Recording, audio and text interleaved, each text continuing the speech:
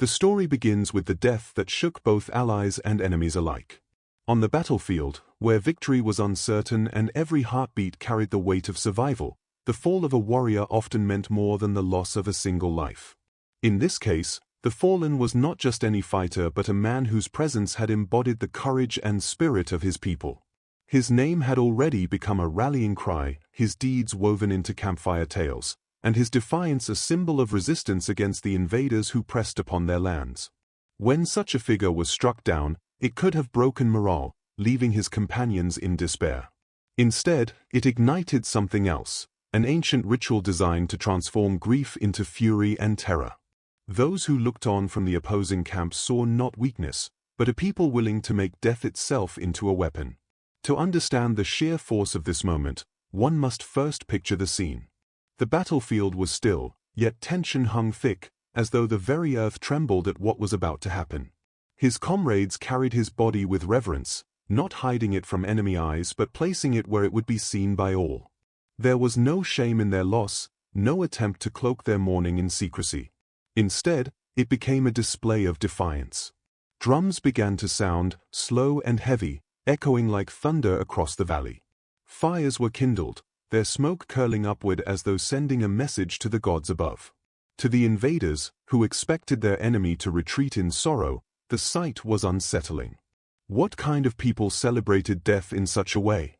What kind of warriors took the end of their greatest champion and turned it into a spectacle that spoke of strength rather than weakness? The fallen warrior's story had already taken root in the hearts of his people. He had been a son of the soil, raised on the harsh edges of survival, shaped by battles long before this one. His courage had not only inspired his companions but had also frustrated the invaders, who found him impossible to break. Each scar on his body was a reminder of near defeats turned into victories. He had stood as living proof that their culture, their traditions, and their faith in their gods could not be crushed by foreign steel.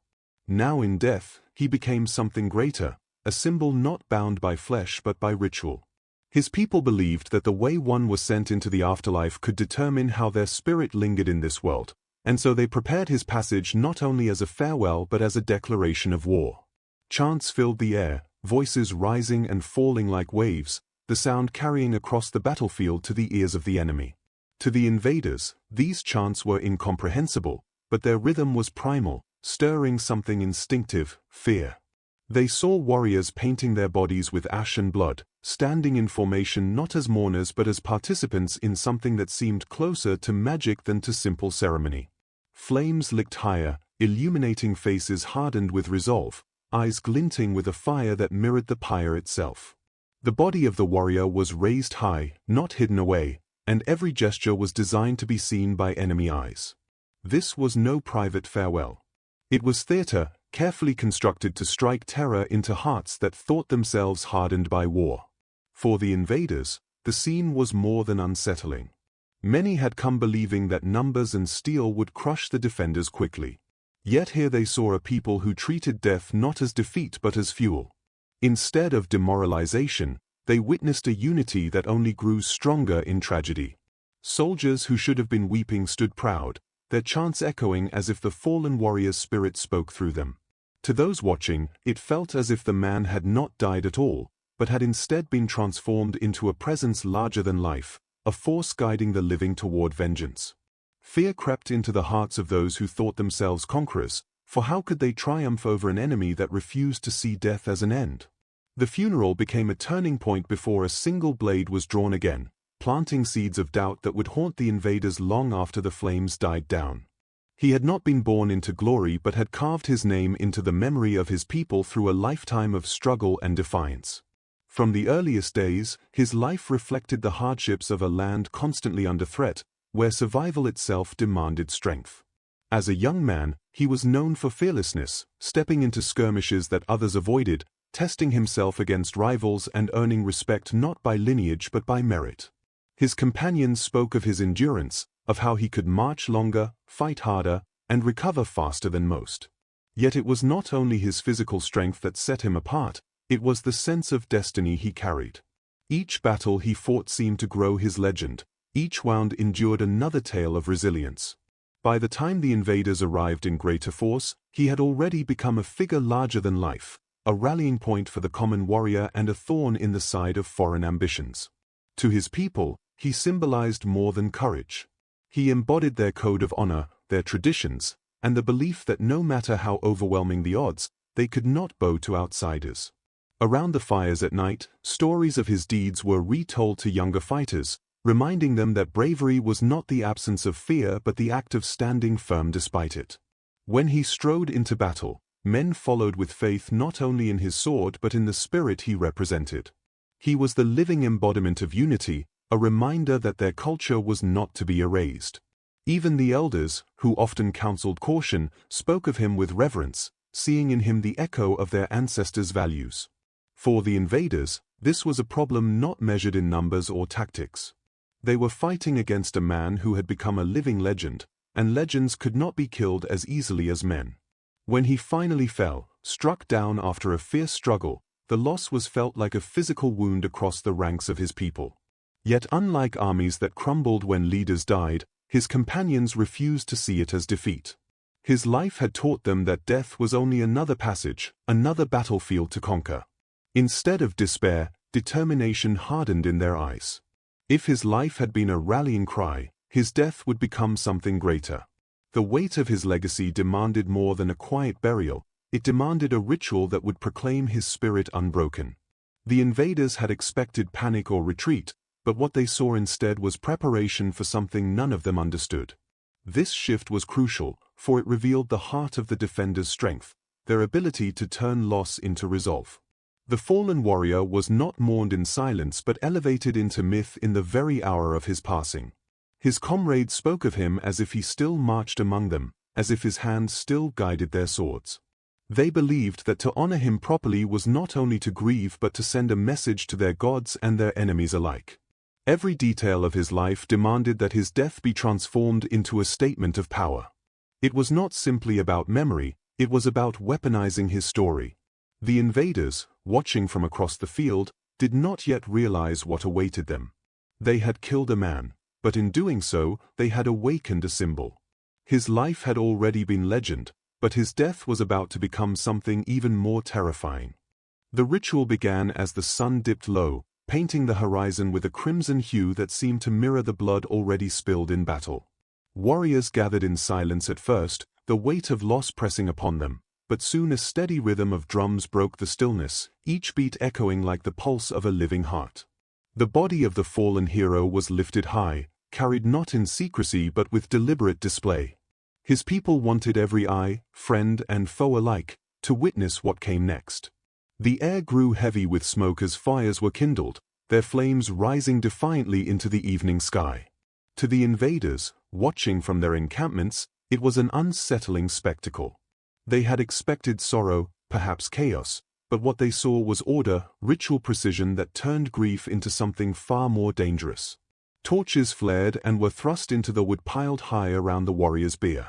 The crackle of fire mingled with chants that rose from hundreds of throats, their voices carrying words ancient and unknowable to foreign ears. To those who sang, they were sacred verses, calling upon ancestors and gods to guide the fallen into the next world. To the invaders, they were a chorus of defiance, a sound that clawed at the edges of their courage. Warriors painted themselves with ash and streaks of blood, their faces transformed into masks that reflected both grief and rage. Some carried weapons aloft, not as a threat but as symbols of loyalty to the one who had led them in life and would now lead them in death. As the pyre roared higher, the ritual intensified. Offerings were cast into the flames, shields, helmets, and tokens of personal devotion, each sacrifice a reminder that the warrior spirit would not journey alone. For his people, death was not an end but a passage, and the way it was marked determined the power that spirit could wield in the world of the living. The fire was not only to consume but to transform, carrying the essence of the fallen beyond the reach of mortal weakness. Every crack of burning timber seemed like thunder, every spark a reminder that his presence had not been extinguished but reborn. The invaders could not look away. Some whispered that the enemy called upon dark gods, others that the fire itself gave strength to those who remained. Whatever the truth, fear began to gnaw at them. If these people celebrated death rather than feared it, What hope was there of breaking their spirit? In the shifting light of the flames, the defenders looked less like men and more like spirits already half-claimed by another world, warriors who could not be defeated by flesh alone. The funeral was no mere farewell, it was a declaration, a weapon wielded before a single sword was raised again. By the time the last chants faded into the night, the invaders knew that they were not simply facing an enemy, they were facing a people who had turned death itself into a battlefield. The battlefield that followed the funeral was unlike any the invaders had expected.